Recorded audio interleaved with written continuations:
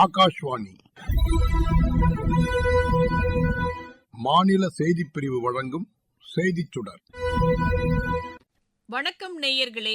இன்றைய செய்திச் சுடர் நிகழ்ச்சியில் மத்திய அரசின் 12 ஆண்டு சாதனைகள் வரிசையில் கல்வித்துறையின் செயல்பாடுகள் குறித்து சென்னை ஐஐடி இயக்குநர் டாக்டர் வி காமகோட்டி பங்கேற்ற நிகழ்ச்சியின் நிறைவு பாகத்தை கேட்கலாம்.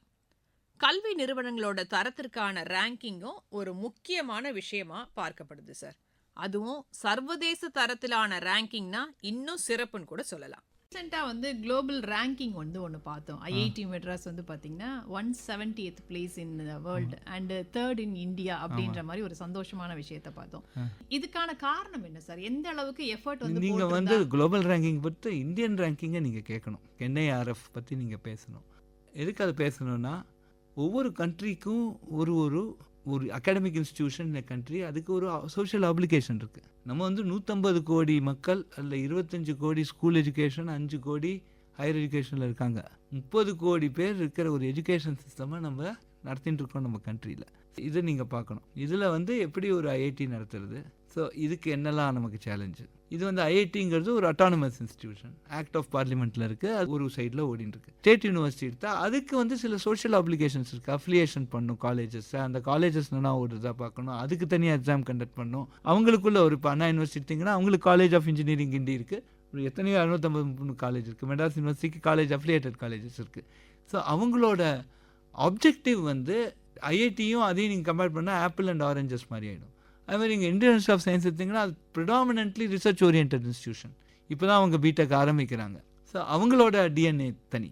ஸோ ஒவ்வொரு கேட்டகரியிலையும் காலேஜையும் ஐஐடியும் நீங்கள் கம்பேர் பண்ண முடியாது. காலேஜஸோட மேண்டேட் டிஃப்ரெண்ட், அவங்க என்ன பண்ணணுங்கிற டிஃப்ரெண்ட். ஸோ NIRF ரேங்கிங்கில் ஒண்டி தான் உங்களுக்கு இதெல்லாம் கவர் பண்ணியிருக்கோம். அப்புறம் எல்லாமே பார்ட் ஆஃப் சிலபஸ். இப்போ NIRF ரேங்கிங்கில் எல்லாமே உங்களோட கண்ட்ரோலில் இருக்கும். அதாவது இப்போ எத்தனை சைட்டேஷன் பர் ஃபேக்கல்ட்டி, அப்போ அந்த ஃபேக்கல்ட்டி கையில் இருக்குது. அவங்க எப்படி பண்ணணும்னு சொல்லிட்டு ஒரு 5% தான் பர்செப்ஷனுக்கு கொடுத்துருக்கும். வெளியில் இருக்கிறவா அவனை பற்றி என்ன நினைக்கிறாங்கிறது. 5% எம்ப்ளாயர்ஸுக்கு, 5% இருக்குது. இப்போ நீங்கள் இன்டர்நேஷ்னல் ரேங்கிங் எடுத்தீங்கன்னா 45 மார்க் உங்களுக்கு out of syllabus.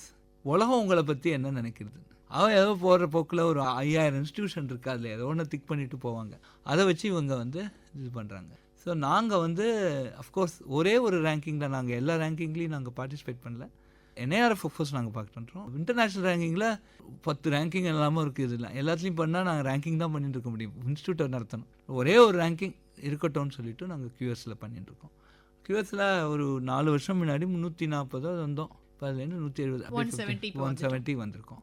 IIT Delhi 118 இருக்குது. ஐஐடி பாம்பே 134, அடுத்தது நாங்கள் இருக்கோம். இது போயின்னு இருக்குது. பட் இம்பார்ட்டண்ட்டாக NIRFனால நாங்கள் நிறையா உபயோகம் அடைஞ்சோம். QSல ஒரு பேராமீட்டர், சஸ்டைனபிலிட்டின்னு ஒரு பேராமீட்டர், அந்த பேராமீட்டர்னாலேயும் நாங்கள் நிறையா உபயோகம் எங்களுக்கு வந்தது.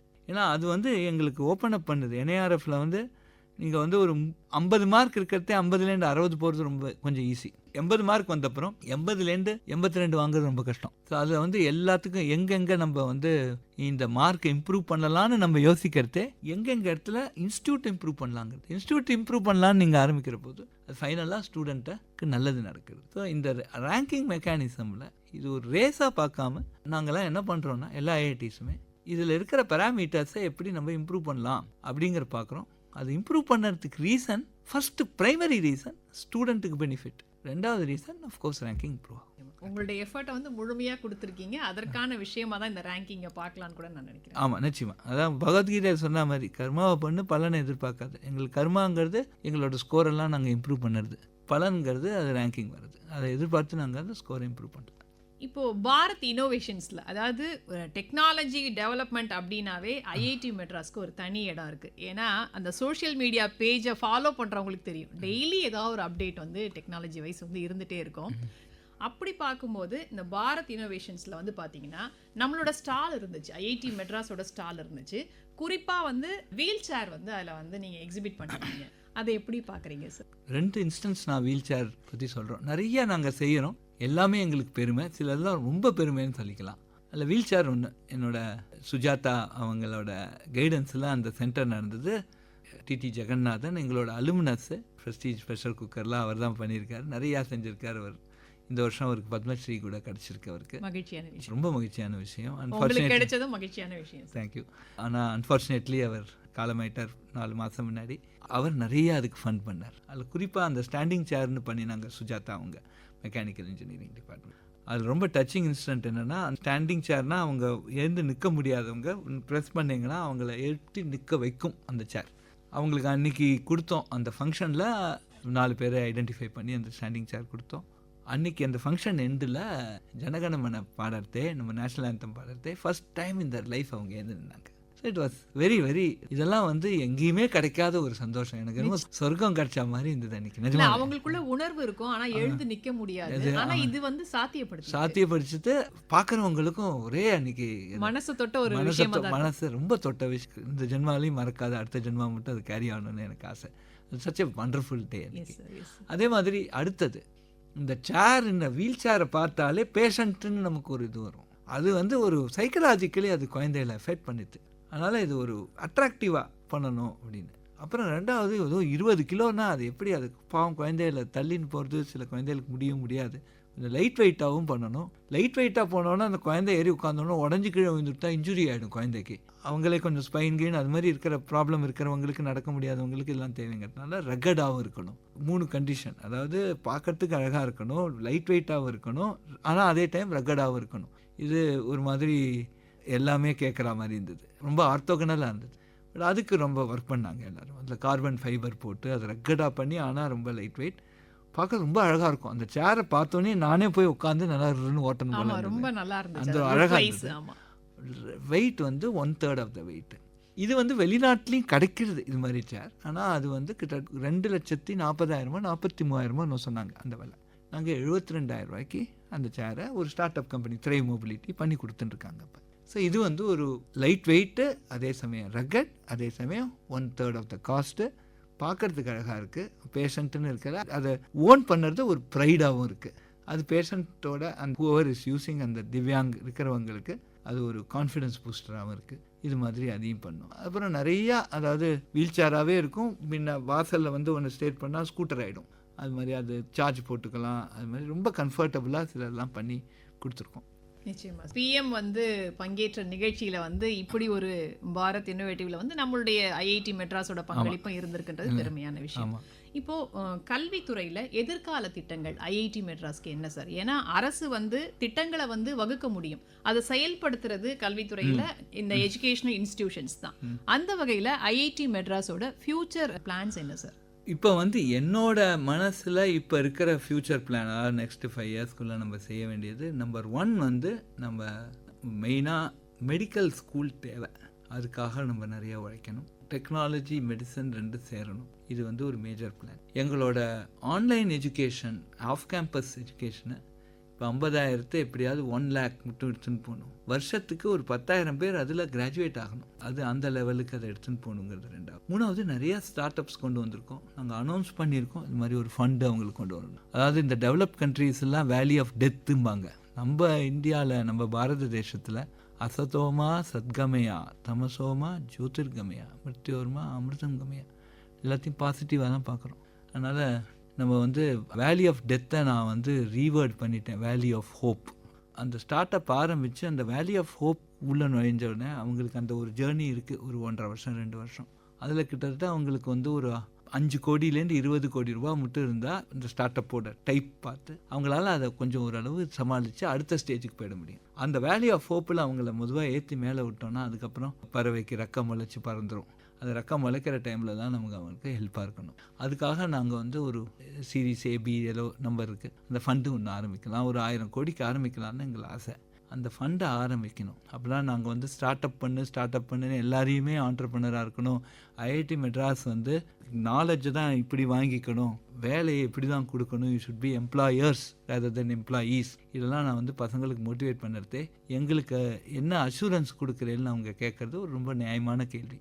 அதுக்கு வந்து இப்போ ஸ்டார்ட் அப்பே இல்லாத போதும் நாங்கள் வந்து ஃபண்டு ஆரம்பித்தா அது கோழியா முட்டையாங்கிற சிக்கன் அண்ட் எக் ப்ராப்ளம் வரும். இப்போ சொல்லியாச்சு இதான் முட்டை எங்கேருந்து தான் கோழி வரும்னு. எனக்கு வந்து ஸ்டார்ட் அப் இருக்குது, நமக்கு வந்து 100 கணக்காக இப்போ ஸ்டார்ட் அப்ஸ் வந்துருக்கு. ஸோ அதனால் இந்த ஃபண்டு ஒன்று நினைக்கணும். ஆஃப் கேம்பஸில் நாங்கள் எஜுகேஷன் என்னென்னா எடுத்துன்னு போகணும். நிறையா ஃபண்டு கொண்டு வந்து நிறையா ஸ்டார்ட் அப்ஸை நம்ம கொண்டு வரணும். குறிப்பாக மெடிக்கல் டெக்னாலஜியில் நம்ம எடுத்துன்னு போகணும். இதை தவிர எங்களுக்கு வந்து இப்போ ஆரோவில்ல எங்களுக்கு ஒரு 100 ஏக்கர் லேண்டு கிடச்சிருக்கு. அதே மாதிரி பாண்டிச்சேரி கவர்மெண்ட் தனியாக ஒரு 90 ஏக்கர்ஸ் கொடுத்துருக்காங்க. அங்கே சஸ்டைனபிலிட்டியில் கோல்ஸில் ஒரு கேம்பஸ் ஆரம்பிக்கிறோம். அதே மாதிரி இண்டஸ்ட்ரியல் ரிசர்ச் ட்ரான்ஸ்லேஷன் ரிசர்ச்சில் ஒரு கேம்பஸும் அங்கே 2 கேம்பஸ் அங்கே போடுறோம். எங்களோட ஜன்சிபார் கேம்பஸையும் நாங்கள் இம்ப்ரூவ் பண்ணணும். அதை தவிர குளோபல் லெவலில் ஐஐடி மெட்ராஸ் குளோபல் ஃபவுண்டேஷன் அப்படின்னு ஒரு நாட் ஃபார் ப்ராஃபிட் ஒரு செக்ஷன் 8 கம்பெனி ஆரம்பிச்சிருக்கோம். ஐஐடி மெட்ராஸ் தான் அதை ஹோஸ்ட் பண்ணுறது.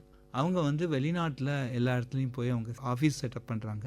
அந்த ஆஃபீஸில் வந்து 4 வெர்டிக்கல் இருக்குது. ஒன்று எங்களோட டெக்னாலஜிஸ் எடுத்துன்னு போய் அங்கே லைசன்ஸ் பண்ணுறது, அங்கே இருக்கிற ப்ராஜெக்ட்ஸ். ஏன்னா இப்போ வெளிநாட்டில் வந்து ஒரு ரிசர்ச் பண்ணுறது ரொம்ப பணம் செலவாகுது. நமக்கு இங்கே மேன் பவர் இருக்குது, அறிவும் இருக்குது. ஸோ அங்கே இருக்கிற ப்ராஜெக்டை இங்கே கொஞ்சம் லோ காஸ்ட்டில் நம்ம ரிசர்ச் பண்ணி ஜாயிண்ட் டெவலப்மெண்ட் பண்ணலாமா, இது 2வது. 3வது இங்கே இருக்கிற ஸ்டார்ட் அப் அங்கே ஆயிடுச்சுன்னு போய் அவங்களுக்கு அங்கே பர்ச்சேஸ் ஆர்டர் வாங்கி கொடுக்கறது. அப்புறம் அங்கே இருக்கிற இன்வெஸ்டார்ஸை நம்ம ஸ்டார்ட் அப்ஸில் ஓரளவுக்கு ஃபண்ட் பண்ண வைக்கிறது. ஸோ தட் நம்ம ஸ்டார்ட் அப் வந்து இந்தியன் ஸ்டார்ட் அப்பாக இருக்கணும், இன்வெஸ்டார்ஸ் வந்து வெளியிலேருந்து இன்வெஸ்டாக இருக்கணும். அப்படின்னா நமக்கு வந்து ஒரு குளோபல் மார்க்கெட், குளோபல் அவுட்ரீச் கிடைக்கும். இது மாதிரியாக அந்த ஐஐடி மெட்ராஸ் குளோபல் அதையும் அடுத்த ஸ்டேஜுக்கு நம்ம கொண்டு போகணும். ஸோ இப்போ வந்து 5-6 ஆஃபீஸ், அமெரிக்காவில் ஒரு ஆஃபீஸ், துபாயில் ஒரு ஆஃபீஸ், மலேசியாவில் ஒரு ஆஃபீஸ், ஜெர்மனியில் ஒரு ஆஃபீஸ், இது மாதிரி ஒன்று ஒன்றா செட் பண்ணிட்டு இருக்கோம். இது மாதிரி பல நாடுகளில் இதை இப்போ பண்ணணும். ஸோ இதெல்லாம் தான் எங்களோட அடுத்த கட்ட நடவடிக்கைகள். நிச்சயமா சார், நிறைய திட்டங்கள் சொல்லியிருக்கீங்க. கேட்கும் போதே வந்து ஆச்சரியமாகவும் ஆர்வமாகவும் இருக்குது. இதெல்லாம் வந்து கனவுகள் வந்து மெய்ப்படணும் அப்படின்றதான் நம்ம எல்லாருடைய ஆசையும். அதே மாதிரி நடக்கும் நம்புறேன். இறுதியாக ஒரு கேள்வி சார், நிகழ்ச்சியோட நிறைவாக ஒரு கேள்வி என்ன அப்படின்னா, வளர்ச்சி அடைந்த இந்தியா அப்படின்றது தான் நம்மளுடைய அரசினுடைய கனவு, நம்ம எல்லாருடைய கனவும். கல்வித்துறையில் இந்த செயல்படுத்தப்பட்ட இந்த திட்டங்கள் அதற்கு எந்த அளவுக்கு ஊக்கம் அளிக்குது? அதான் நான் Viksit Bharat 2047 will be a product nation, will be a start up nation. அப்படின்னா எல்லோரும் ஒரிஜினல் திங்கராக இருக்கணும். அந்த ஒரிஜினல் திங்கிங் வரணுன்னா ஒரு ஹோலிஸ்டிக் டெவலப்மெண்ட் இருக்கணும். வாழ்க்கையில் ஒன்லி ஏதோ ஒரு இன்ஜினியரிங் ஒண்டி படிச்சுட்டு கணத்து தவளையாக இருக்கக்கூடாது. பலதை பற்றி தெரிஞ்சிருக்கணும், பலதை ரிலேட் பண்ணி பேச தெரியணும். அந்த ஹோலிஸ்டிக் எஜுகேஷனுக்காக நிறையா இப்போ பாடுபடுறோம். நேஷ்னல் எஜுகேஷன் பாலிசியும் நமக்கு கொடுத்துருக்கு. ரிசல்ட்டையும் இப்போ பார்க்க ஆரம்பிக்கிறோம். ஏன்னா இப்போ ஒரு வருஷத்துக்கு ஒரு இன்ஸ்டியூட் 100 கம்பெனி இப்போ நாங்கள் பண்ணது முடியும்னு சாத்தியம் பண்ணிட்டோம்னா, இன்னும் ஒரு 5-6 வருஷத்தில் எல்லா இன்ஸ்டியூட்டும் ஆளுக்கு 100 கம்பெனி பண்ணால் இந்த ஹையர் எஜுகேஷன் இன்ஸ்டியூஷன்லேயே கிட்டத்தட்ட ஒரு 1,00,000 கம்பெனி வருஷத்துக்கு வரா மாதிரி வந்துடும். அப்படி வந்துடுதுன்னா இன்க்ளூடிங் ப்ரைவேட்லாம் நீங்கள் போட்டிங்கன்னா 1,00,000 கம்பெனி ஒரு வருஷம் வந்ததுன்னா ஒரு 10 லட்சம் 1 மில்லியன் கம்பெனிஸ் இருக்கும் 2047. இன்னொரு 11 வருஷம் வச்சுப்போம். 2037 வருஷத்துக்கு 1,00,000 கம்பெனி வர அளவுக்கு நம்ம தயார் பண்ணிட்டோம்னா நிச்சயமாக ஒரு 1 மில்லியன் கம்பெனி நமக்கு வந்து 2047. அந்த ஒரு மில்லியன் கம்பெனி ஆளுக்கு 200 ஜாப் வருஷத்துக்கு கொடுக்குறாங்கன்னா உங்களுக்கு கிட்டத்தட்ட 20 கோடி ஜாப் உங்களுக்கு கிடைக்கும். அதுதான் நம்மளோட டார்கெட்டாக. ஸோ இதெல்லாம் இந்த start up nation, product nation, அந்த இதுக்கு நம்ம நிறையா இப்போ நம்ம கல்வியில் என்ன பண்ணுறோமோ நிச்சயமாக அதுக்கு ஊக்கமாக இருக்குது. நிச்சயமா சார், மத்திய அரசுடைய 12 ஆண்டு கால சாதனையில் கல்வித்துறையில் செயல்படுத்தப்பட்ட திட்டங்கள் அதனுடைய வெளிப்பாடு எப்படி இருக்கும் இன் ஃபியூச்சரில் அப்படின்றது வரைக்கும் நிறைய விஷயங்கள், ஐஐடி மெட்ராஸுடைய பங்களிப்பு இதில் என்ன, அவங்களுடைய செயல்பாடுகள், அப்புறம் படிப்புகள், இதெல்லாம் பற்றி நிறைய சொன்னீங்க சார். ரொம்ப பயனுள்ளதாக இருந்தது. மிக்க நன்றி சார். நன்றி.